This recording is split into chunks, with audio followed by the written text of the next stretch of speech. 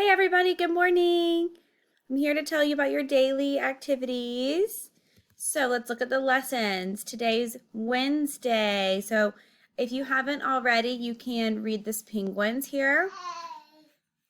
And today and tomorrow, you're going to be doing writing for your lesson. So Mondays and Tuesdays are reading, and Wednesdays and Thursdays are writing, and I'm going to be teaching you the writing lessons. So you're going to click the lesson here and follow my directions. And then you're going to keep writing the book that you started last week or a new book. And what I'm going to teach you is that you're going to be making your books look even better today. And then I also am going to be doing a little extra read aloud to you here. So once you're done with the writing lesson, you can watch my video here about helping puffins. Here is just more about it. This is exactly what I'm going to teach you in the lesson. So once you finish writing several chapters, something you can do is to put your chapters in order from easiest to hardest. And here are some extra nonfiction text features to add to your writing. In math today, if you haven't watched this money word problems lesson, do that. You're going to click here for an activity to practice with money.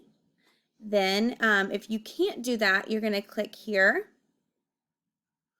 And you can do both of them. This is just a video, so you could totally do both of those. That would be simple. And then there's like more work on the website for extra, or if you just can't do the internet stuff. For science, you're going to go to class link to BrainPop Junior, and you're going to type in plant life cycle and watch the video and take the easy quiz. Then make a diagram of a plant life cycle. So you're just going to draw like the different stages of a plant's life cycle. Powell, will you take whatever she has? She has something in her hands.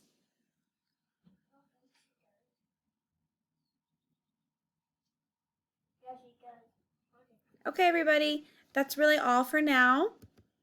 I hope you guys are enjoying seeing our faces on the lessons. Monday through Thursday, with Miss Roberts teaching reading, Miss Aiken doing the read aloud, and with me teaching the writing. I hope it's really helpful. Remember to turn in your graded work from the past. This week, the only graded assignment is on Friday, and that's for math.